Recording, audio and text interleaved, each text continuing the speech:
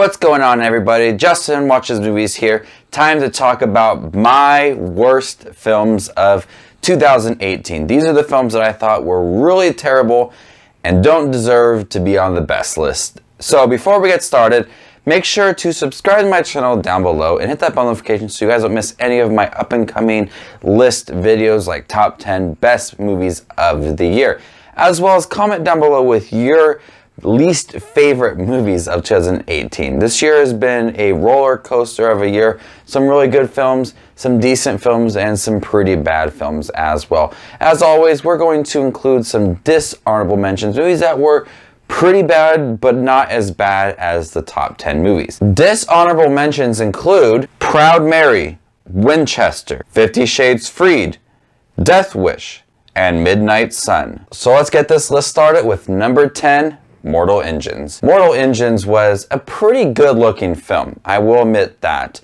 And it had a decent opening for this movie.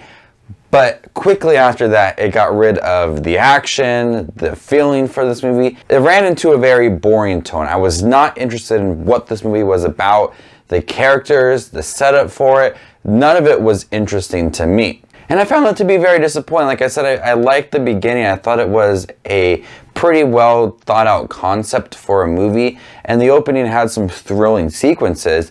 But once we got into the story of the characters and their plot against this bad guy named Valentine, I wasn't really interested in their story. And then late in the game, they introduced someone else that they've been talking a lot about throughout the movie, and I never felt like her character was important to the story. Mortal Engines was a mess of a movie. That sits at number 10. Coming at number 9 is Sherlock Gnomes. This is an animated sequel to Romeo and Juliet, which was not very good as well. But Sherlock Gnomes was unfunny, filled with potty humor that even I think kids would not enjoy. I saw this in theaters, unfortunately. The kids just seemed checked out when watching this movie. They either were getting up to wanting more popcorn or asking their mom to play on their cell phone. No one just seemed to be interested in this movie. The voice talent is good. I was really surprised that they got Johnny Depp for this movie. But this movie is just so unfunny. It's really stupid. The jokes do not work. It's really corny. And there's, that large debate, family film versus kids movies. This is a kids movie. It doesn't really appeal to kids either. It's just a really boring, unfunny movie. Coming at number 8 is I Feel Pretty. Usually I'm on board with Amy Schumer movies. I'm not that kind of person that says Amy Schumer is like a terrible actress. I've enjoyed some of the movies that she's been in, but I Feel Pretty is where I feel robbed of my time. This is one of the worst Amy Schumer movies I have seen. She is so unfunny in this movie, and you could tell she is trying so hard to be hilarious and relatable. It just does not work. It is one of the worst performances I have seen this year. She adds nothing to this role. It is really bad. The movie is unfunny. It is so cringeworthy to watch.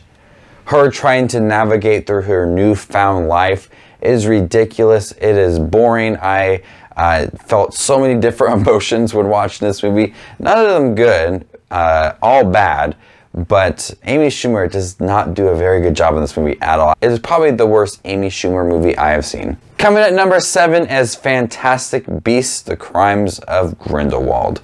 I did not want to do this, but I had to. Fantastic Beasts is a poorly written movie with so many subplots that never feel important to the crimes of Grindelwald, which is the title of the movie, for God's sake. It's the title of the movie, and you have so many different subplots. It never felt like it was important to that plot, which sucks because with all these different subplots, you feel a disconnection to Grindelwald, played by Johnny Depp. You never felt like he was a big bad villain. You never felt like his agenda was important to him and the urgency to stop him because of so many different things you have to focus on. I really think the route that they're going with the series is not working. I really think they should have just stuck to Newt Scamander discovering animals and beasts and writing his journal in a fun family film, and I would have been all on board. But they felt like the need to connect it to the Harry Potter franchise with having Dumbledore in here. There's even McGonagall in here as well. There's so many different little connections to put into this movie that they lost its focus of Grindelwald. Coming at number 6 is Mile 22. Another big disappointment because Peter Berg is a really good director. I just sat down and watched Deepwater Horizon the other day, and Lone Survivor. Even Patriots Day is pretty good. But Mile 22 is not like that at all. This is one of the worst edited films I have seen this year. And when you get a high name profile actor in this movie to do your action scenes and they're crap, and you edit his scenes so poorly, it's a slap in the face of the actor. You can't focus on the action in this film, which there were plenty of action scenes, all bad. And then you have Mark Wahlberg giving a really bad performance with a storyline I did not care. They felt the need to take other characters' stories and try to shoehorn it into this movie to try to make you feel something towards these characters. I did not. I could care less what happens to these characters. But when it comes down to it, I think this is a really badly edited film, and I hated watching this movie. Coming at number 5 is the 1517 to Paris. I really wanted to like this film. It seems like it's a really heroic story that's based on a true story. Clint Eastwood is a sometimes hit and miss director, more hits than misses for me. But taking the real life people that encountered this incident on this train and having them act out those scenes, I'm not sure if that was the right choice because obviously they're not actors. They do give okay performances, but you never feel that emotion or the urgency to stop these shooters. And so having them just kind of give blank performances really halters this film. On top of that, they start from like the beginning of their lives up until they get onto the train. I don't understand why. I don't understand what the need is to show them in elementary school. I understand showing them as his friends, but I do think the train scene should have been longer because then you would have felt the urgency from these three men, and their heroic actions would have felt something, but it didn't, unfortunately. And that's a shame. It's a true story of real heroics, but I never felt that, and it's a bummer. Coming in number 4 is A Wrinkle in Time. Good visuals, but I felt like they only did the visuals because they can do the visuals. It's more visuals than actual story.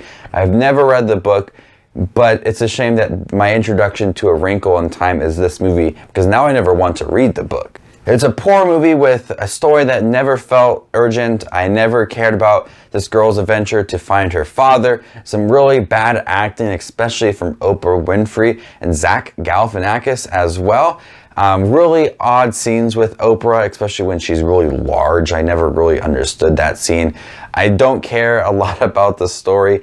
Like I said, I think that they mainly just focused on having these visuals because they could. And they're like, hey, look at this. We can do this. And I'm like, yeah, that's okay.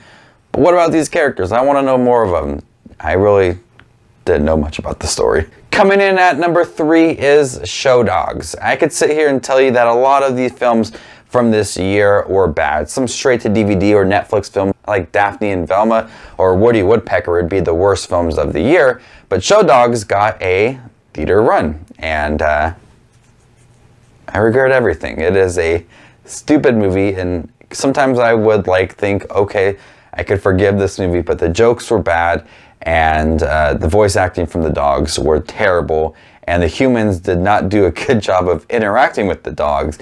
So it felt just awkward constantly from these dogs with the bad voice acting. Went to the studio, said some lines were good, and then you had the humans trying to interact with the dogs. It did not work. All around just an awkward film. Coming in at number 2 is Truth or Dare. Good concept for a movie. Done previously by a sci-fi film that I've seen. Good concept. Stupid kills. And really dumbed down horror film with typical jump scares, cliche characters. Everything you expect from a really bad horror film is in this movie. Alright guys, before I give you my number 1 pick for the worst film of the year, comment down below with your worst films of the year and check out my playlist for 2018 movie reviews. I reviewed most of them on this list on my channel already, so check it out over here on this playlist. When I think of my worst film of the year, I think of a film that I had no feelings for, don't want to watch, poorly acted, poorly edited. When I think about my worst film of the year, I have to go to Slender Man.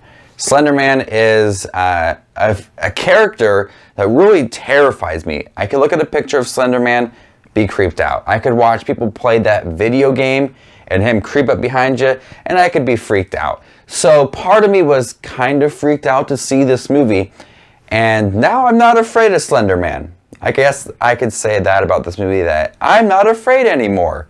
Like Macaulay Culkin would say, I'm not afraid anymore. I said I'm not afraid anymore. Do you hear me? I'm not afraid anymore. They took the character that was really creepy and really put him in his own movie. And they had all these different characters that never felt important to the story, felt very cliched, and were afraid of Slender Man.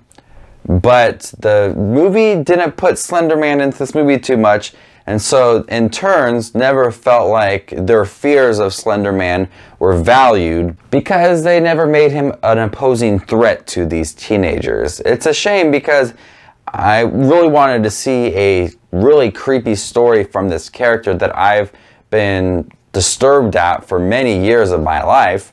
And then I see this movie and they just act like it's kind of a joke and he's not really terrifying. So in this movie, he's not terrifying at all. I don't feel his presence at all.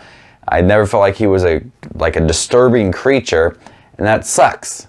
I really wanted to like this film, but Slender Man is the worst film of the year for me. Way to go. I'm not afraid of Slender Man anymore. Thank you guys for checking out my worst list of the year. Stay tuned, I got the best list coming very soon. You can check out some other videos right over here that you might be interested in. You can check out my channel down below by hitting that subscribe button, my little face. Yeah, hit that subscribe button for more up and coming videos. My name is JustinWatchesMovies, and you guys stay classy, YouTube.